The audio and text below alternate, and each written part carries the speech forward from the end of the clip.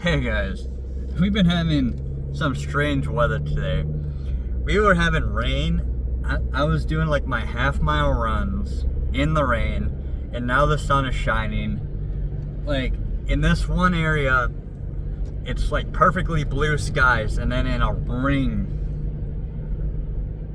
around this area, in like 5 miles in every direction or whatever.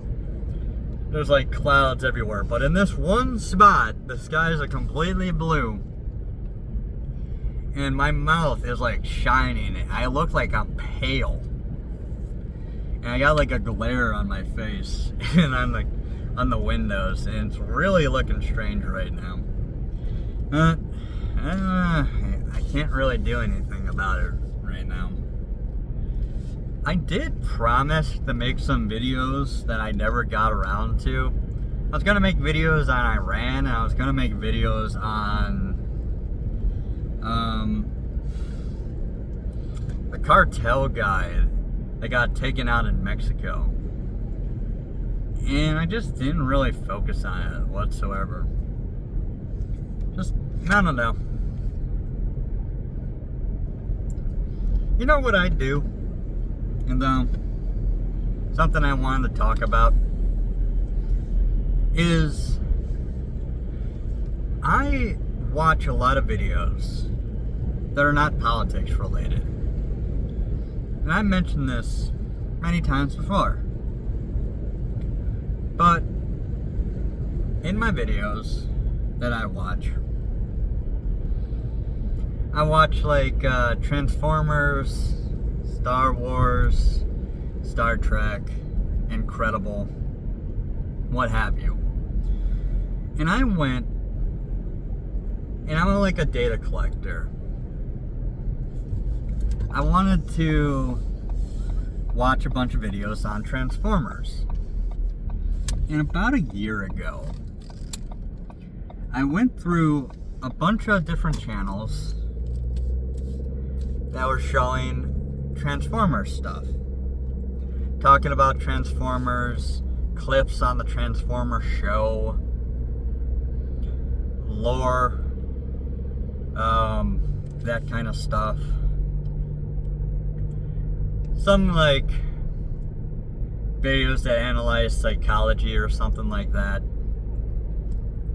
I'm like, who would I want to watch for these if I was going to watch stuff on Transformers? A lot of channels just make shorts. Some channels just make like AI videos.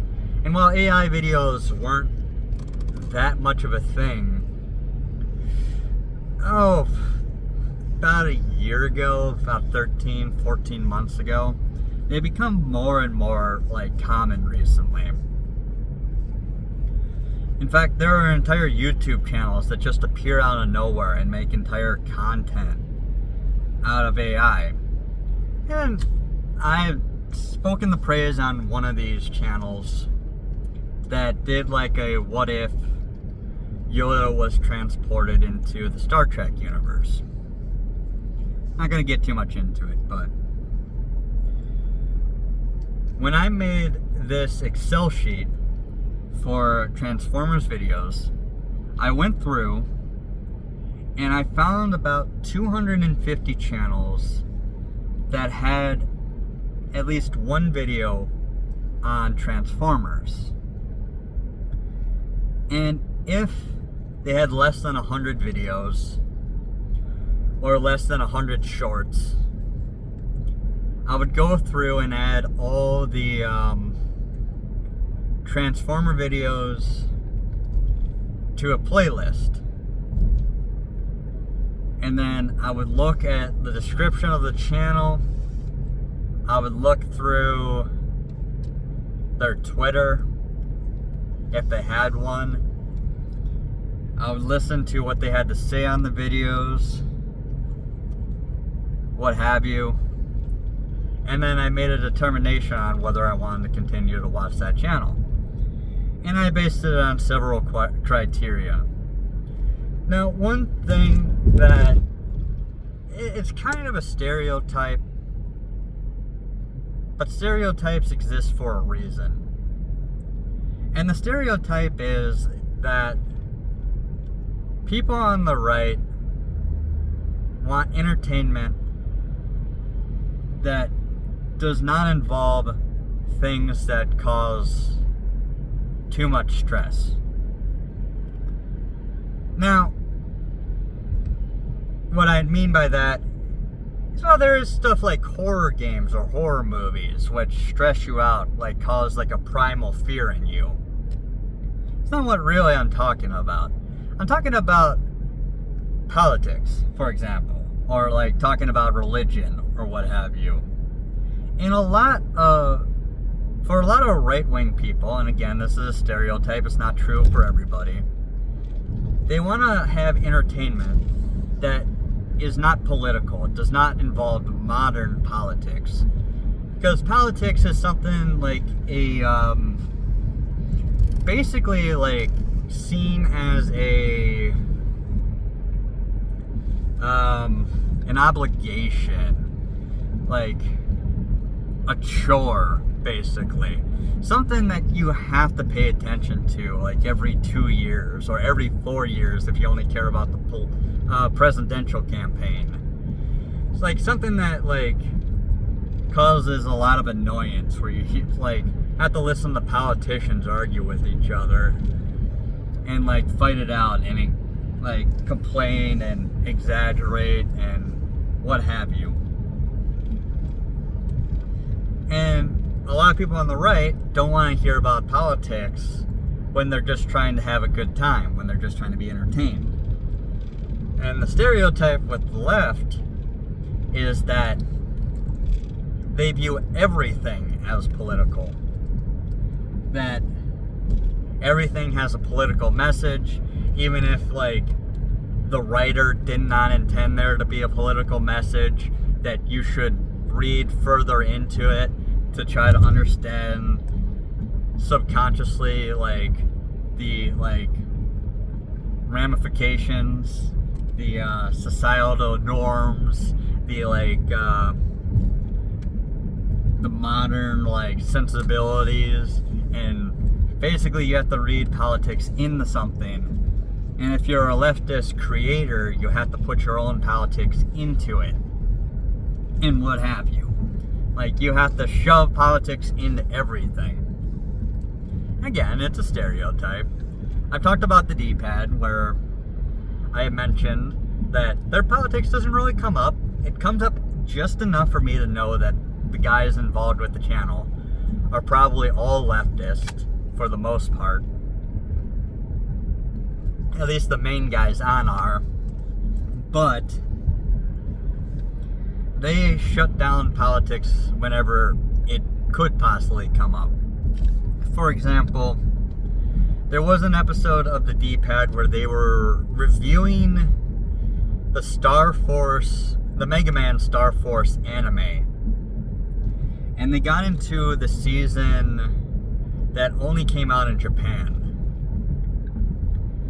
And so they had to watch like the entire thing in Japanese with English subtitles. And at one point, the main character, and in this show there's actually two main characters. In the Western version, there's a kid called Geo Stellar, and a electromagnetic creature, I guess you can call him. An electromagnetic being is what they're referred to as, named Mega. And Geo and Mega combine together to form Mega Man. And at some point, Mega is like being asked a question, and he's like, yeah, you know what? I'm not as like, I should have been more accepting of these foreigners than I was before. And like Rick like stops like the skit that they're doing. He's like, oh, foreigner. And again, this video came out in like 2020 3, I think, is when they made that review. And they're like, oh, foreigner, who could that be talking about? Like, somebody who doesn't like foreigners or realize that foreigners are not so bad. And then he, like, holds up, like, a sheet of paper and it says, no politics on it. And he's like, moving on from that. And, like, obviously, they're probably talking about Trump. Now, I don't know that for sure because I went in and I made a comment and I was just like, well, Rick, obviously they're not talking about Trump. I don't know, actually remember when that anime was made. I think it was actually made before Trump even ran for office. Could be wrong about that.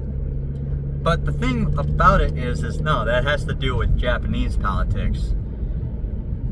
There was a guy who was giving a seminar, and I think the guy was like American, or maybe he was like German or something. I'm not sure. Someone from the West. And he was giving a seminar on Japanese robots. And he was like super excited about it, explaining like the advancements in robotics that Japan was making.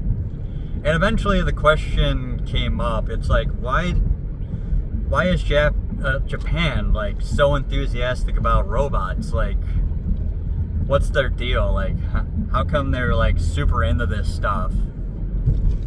And the guy stops and then he says, well, they prefer robots over foreigners.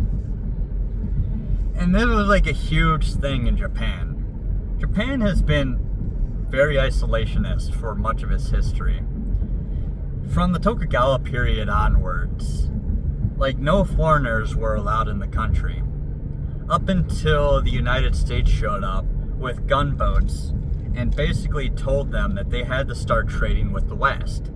Now, they did have some limited trade with the Dutch, and I think also the British at some point. Eventually, those two switched out. But America came and wanted the entire country opened up and trade to be brought from all around the world to Japan, which was both a good and a bad thing for Japan.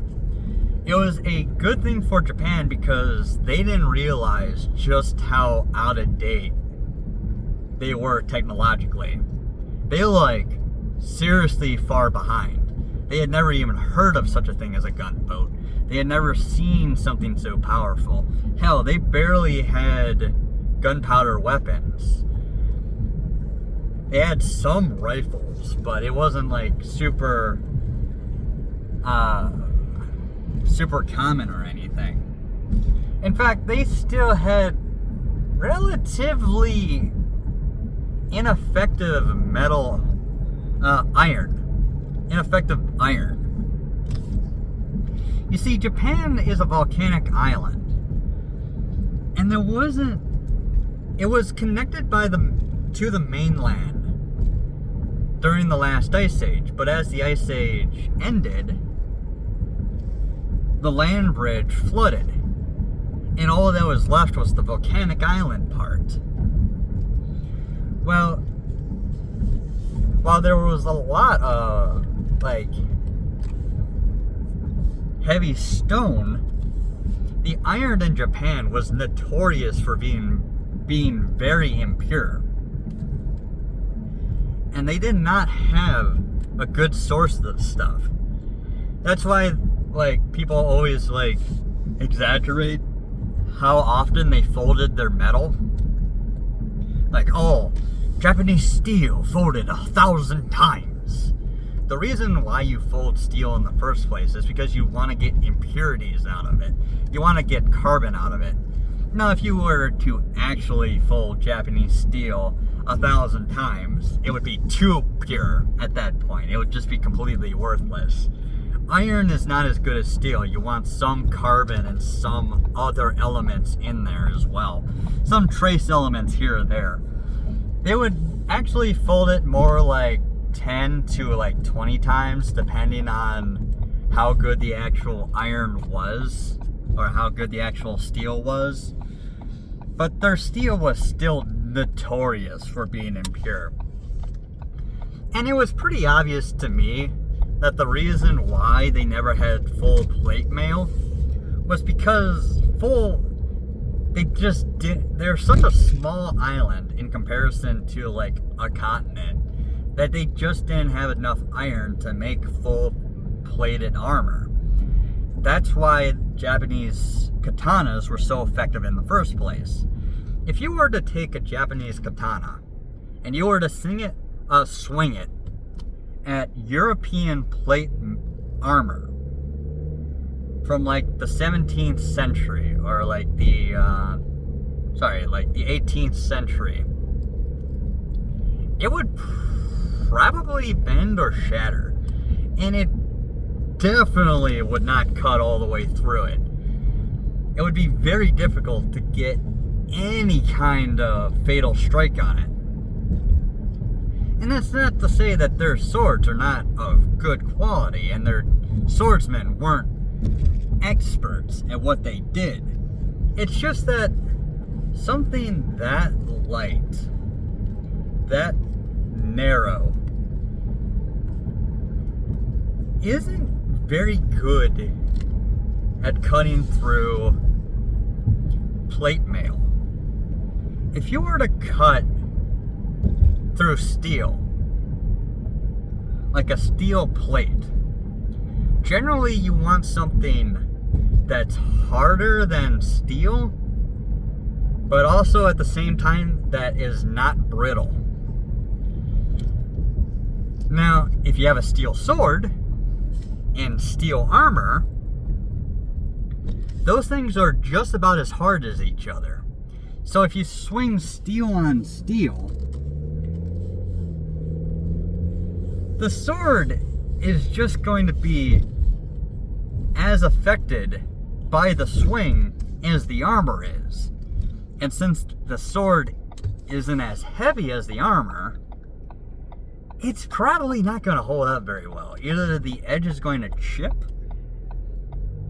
or the sword is going to bend. Even if your technique is pretty good. Or it's just going to bounce straight off.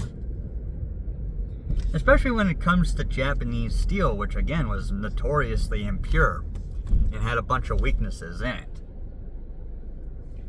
Now again, they can make better swords now, as long as it's a full tang sword using like pure steel and made by an expert craftsman that knows what the hell they're doing. But that's besides the point. But the fact of the matter is that they didn't make full plate armor. In fact, in some cases, like they didn't even use leather armor for a lot of their rank and file.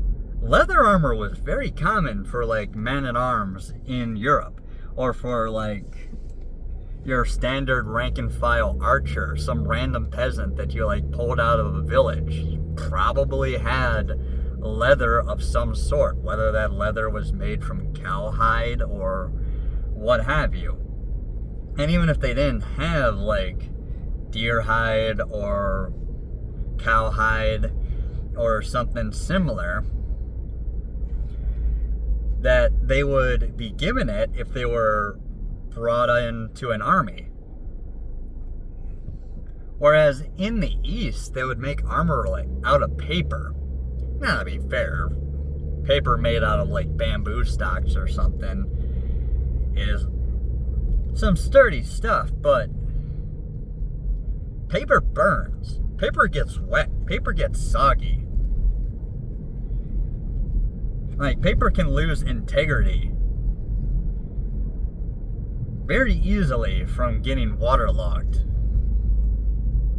Whereas leather can be like waxed and made resistant to water. Again, paper armor may be somewhat effective, may be somewhat water resistant depending on the type of paper you're making it out of, but again, paper is not really well known for standing up to being waterlogged.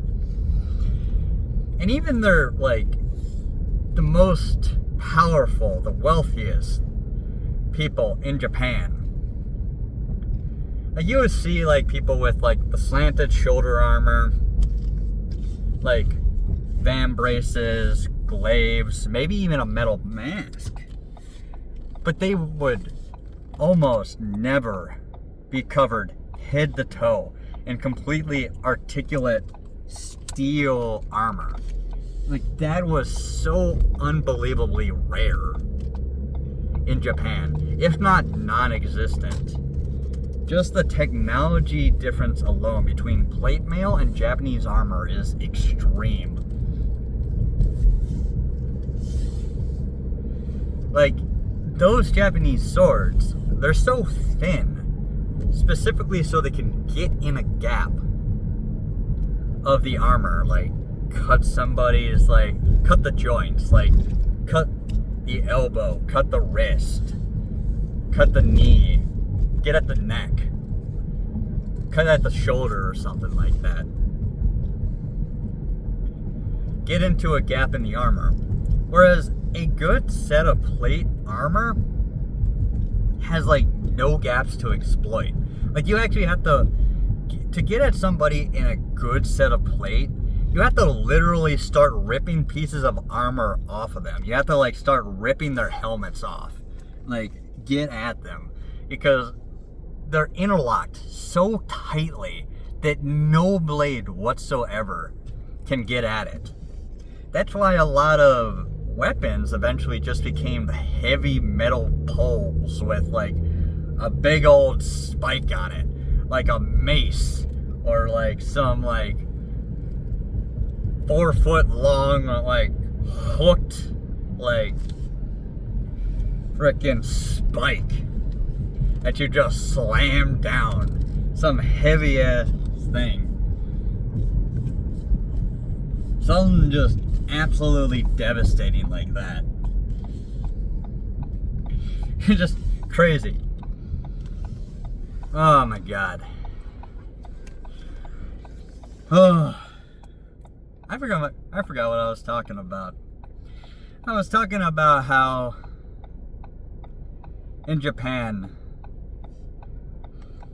foreigners will look down upon, and how isolationism made them technologically inferior to the West, or at least they fell behind in a lot of ways. And opening up the country both helped and hurt the country by helping them realize how far behind they truly were, and that they needed to, you know, start trading more and getting more modern weapons, getting more modern training, understanding the tactics of the day so they could better defend themselves. But at the same time, it caused a cultural crisis inside of Japan. And they felt as if they were losing their way. And at some point, a fiction came up about the honor of the samurai. Now, if you're not aware, the samurai did have honor, but it wasn't always as clean cut as a lot of like movies or like shows, or even, well, how they talked about Japanese honors in the 1910s to the 1950s actually was. Like, not everybody would commit seppuku if their side lost. Obviously not. There was a reason why Ronin existed. A Ronin is a samurai without a master. And a samurai was usually like a nobleman of some sort. Somebody who owned land. Somebody who was rich, wealthy, had titles. Somebody who was of nobility, noble blood, who could trace his lineage back to some famous like soldier or whatever. Basically the equivalent of a knight or a minor like viscount or something from Europe, for example. Some landed lord. You would never have a peasant be a samurai. That was not a thing. And if an army lost, a shogun was defeated, or a local lord was overthrown, not every samurai was required to commit seppuku or to fight to the death. They could surrender. They could just stop fighting. They could just go home. They didn't have to fight to the death. That wasn't a thing. I mean, after all, if everybody just died in every single battle, Japan wouldn't have very many people at the end of the day because there are so many conflicts, especially during the warring period. In feudal Japan, when the Tokugawas took over, hell, that kind of behavior was actually discouraged. They wanted survivors. They wanted family lineages to continue. And for the love of God, they didn't want the peasants to all commit seppuku. That's insane. They didn't want all the peasants to fight to the death. Absolutely out of your mind? Are you crazy? We need the peasants to farm the rice and what have you, to cut down the wood, to make the swords and to make the armor and stuff like that. We need them for the labor and taxes and stuff like that. But then when World War II came around, this fiction of Japanese honor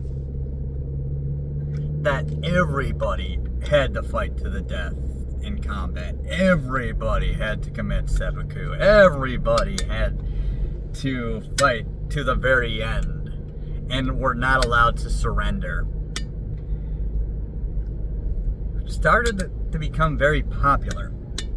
And it was in overcorrection for Japan trying to hold on to a cultural heritage. A heritage that wasn't nearly as extreme as the propaganda of the early 1900s would tell you.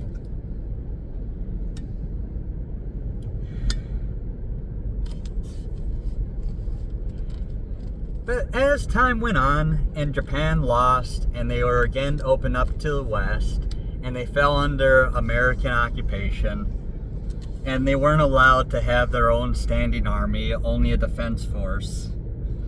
Again, this idea of Japanese supremacy, or not supremacy, Japanese first policy, I guess you can say, persisted. In fact, for a long time, there were people of Korean descent who were born in Japan, who were raised in Japan, whose families had been in Japan for literal generations, to the point where the only language of the descendants that they spoke was Japanese. They didn't speak Korean anymore. Culturally, they were still Japanese. But because they were of Korean descent, they were not allowed to be citizens and they were not allowed to vote.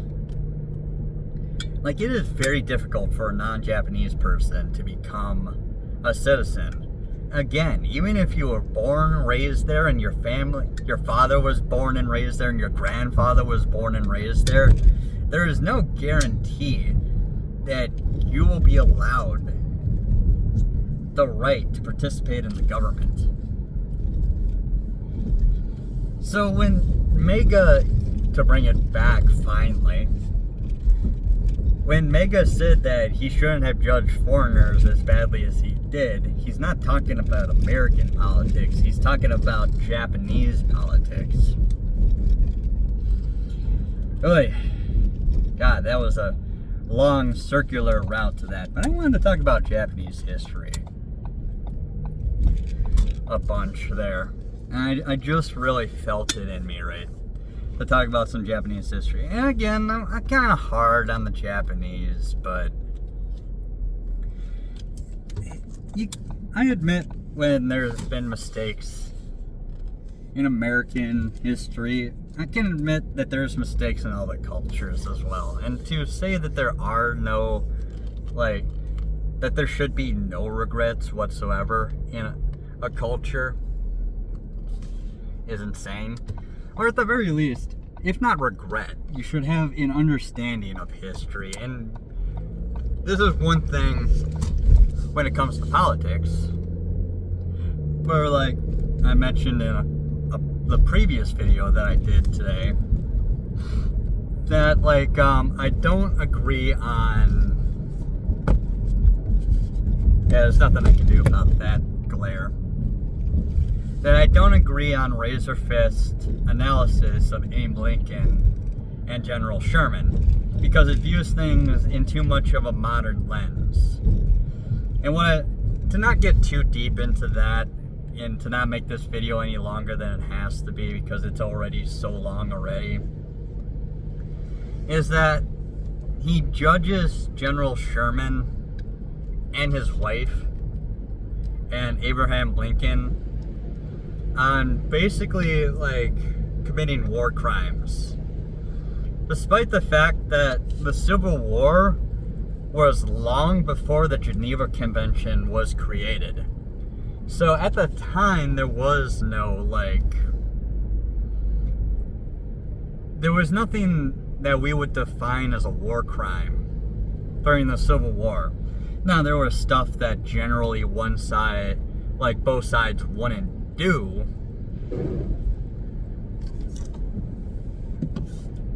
But that was more like a gentleman's agreement kind of thing. There was no, like, treaty. There was no way to punish somebody for not doing that. Like, there was nothing you would charge somebody with if they didn't play fair, so to speak.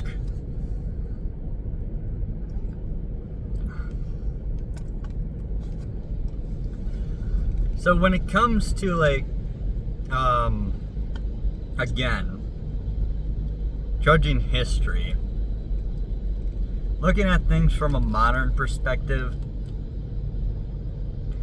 doesn't give you a good view on how it was seen at the time that it was happening. You have to have a good understanding of history and try to judge things based on a historical perspective. So if you're going to, like, judge the people of, like, the 17th century, for example, you have to know, like, the morals, the ideas, the sciences, the, like, political, like, turmoil or political status of the involved parties at the time. And I have also mentioned it before. I can't, it's way too much to get into. I don't want to get into, like, Native American politics right now. It's just way too much. It's way too much.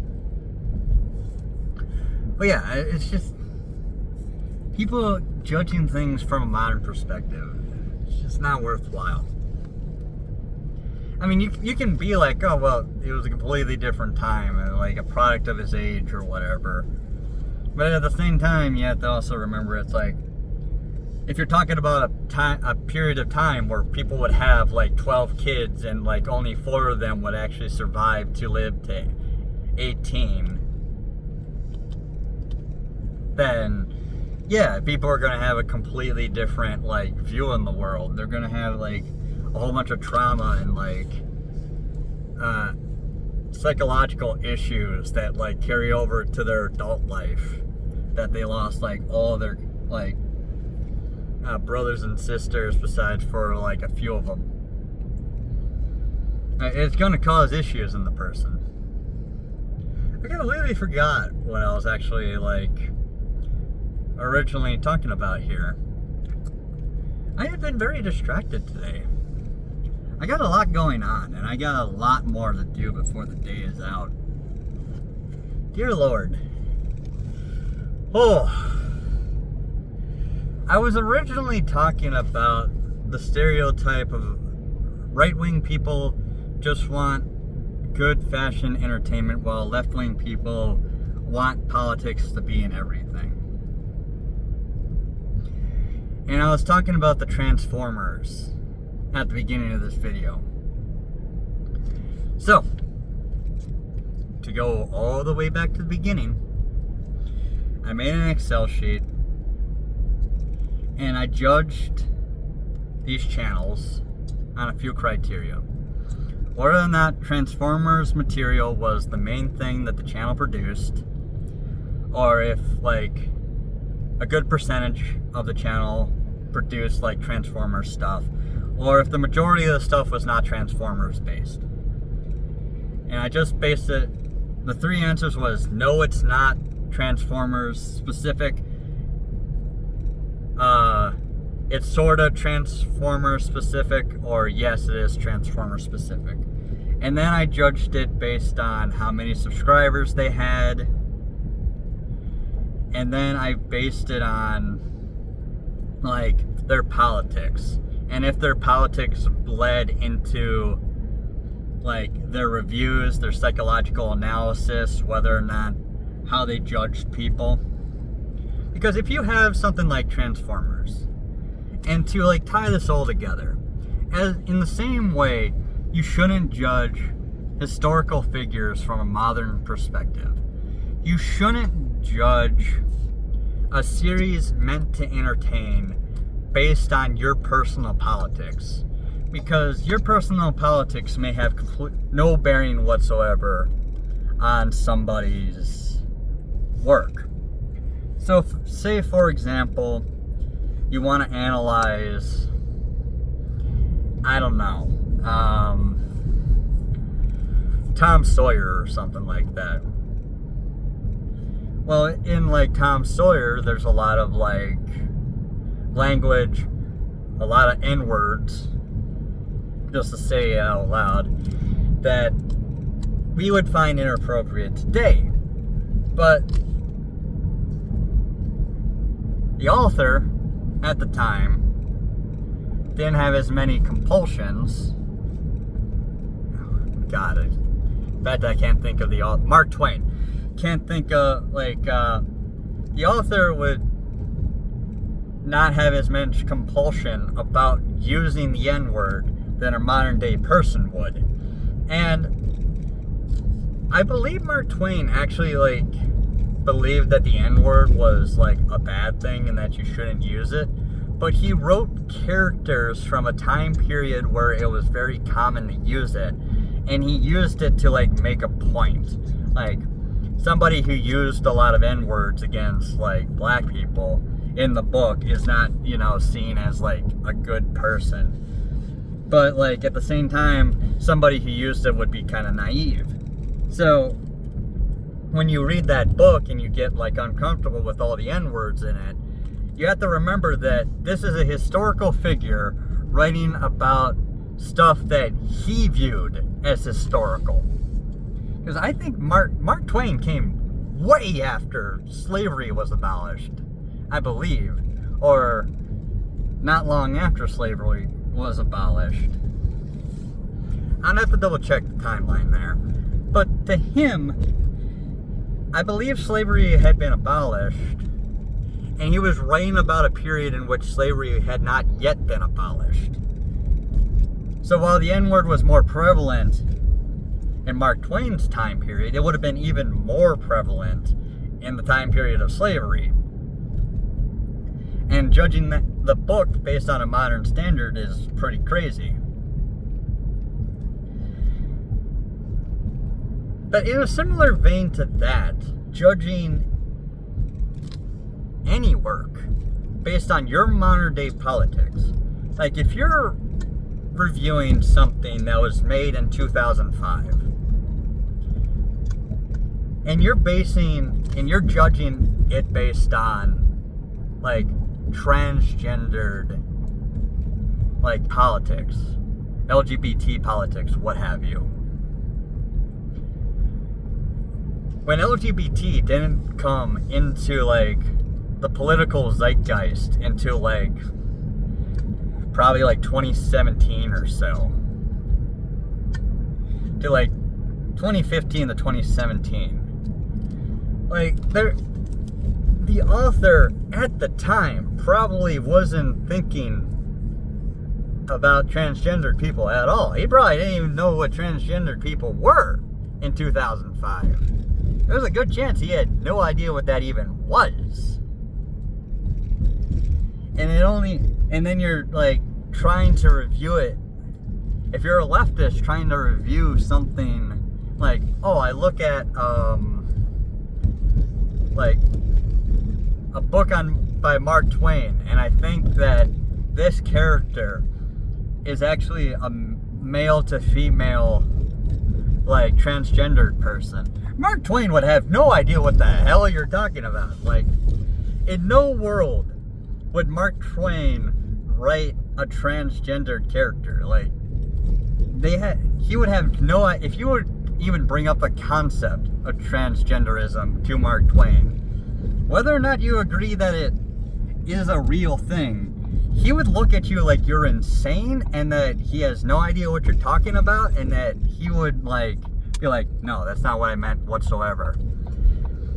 And a lot of leftists will say, oh, well, death of the author, like, what the author says is in his book is not what's actually in his book. You have to judge the book based on the book, not based on what the author thinks about the book. Which to me is crazy. That's an insane way to analyze any body of work. You have to analyze the work based on what's in the body of work and what the author was intending with the body of work. Now, sometimes somebody will write something and completely not realize what they had just done, and you can make fun of them because they're like, that's not how that would work. Like, he wrote that character as if he's a good person, and if you actually judge him based on real morals of whatever time period that this takes place in, that dude is a horrible, horrible person. Sometimes an author will write something and he will intend one thing, and that he will just be so completely off base because his morals are completely screwed that it's just like you have to make fun of it. But anyways, moving on from that. The basic idea is that if somebody was heavily leftist, I would like downgrade them in my like Transformers playlist, especially if their politics bled over into their reviews or in their analysis of a body of work. Like trying to say RC was transgender because blue color generally represents males and she's a female character, therefore she's actually transgendered, so therefore you need to, that's crazy. That's insane. Like if they were saying something like that's crazy. And to be fair, I would rank them from 1 to 6, and I'd be like, okay, if he has some Transformers videos, or if his main thing is not Transformers, he gets a baseline of 2. If he makes a lot of videos on Transformers, he gets a baseline of 3. If he has at least like 10,000 subscribers, he gets a baseline of 4 then. And then if they were politics based, I would like only knock like a level or 2 off. There were very few that I think were like a 4 that I knocked down to like a 1. Like, there were ones that like were clearly leftist, and I'm just like, he still deserves a 3. He doesn't talk about politics that often. It doesn't come up very often. Something like that. Anyways, I was gonna do the same thing with Invincible, but because Invincible took off, so many people made videos on it, it became like I was inundated with a whole bunch of Invincible videos. With the Transformers, I only had like 250 channels that I had to analyze, and that took forever to like get down like a system. And I still probably had too many people in the higher ranks. I probably should have downgraded people even further. If I ever want to go back and watch like Transformers videos, I might have to reevaluate it, because now that list has gone up to 300 and I got like 50 more people I have to analyze, 50 more channels. But with Invincible, it became a fad to talk about Invincible, and I had over 1,000 channels. And a lot of them are AI nowadays, like AI voice, like AI analysis sometimes even. And like those channels often get shut down for abusing AI or like abusing copyright. And it was like I got through like 100 of them, and then I realized there was like 1,000 more, and I'm just like, I can't do this. There's way too many. This is impossible. I'm taking no, and I stopped doing it. And I'm not sure if I'm ever going to finish that Invincible list. Doing the 50 Transformer channels, that's fine. Doing over 900 Invincible channels, oh dear Lord. Oh dear Lord. Especially at some point, a lot of them were actually like people who didn't speak English and literally just used like Google Translate or AI to translate what they were trying to say into English, and it became almost nonsensical. But I'll leave it at there. It's, God, I don't even know what to call this video. My Transformer channel tier list and Japanese history video. God, okay. I'll think about it. That's it, guys. Bye.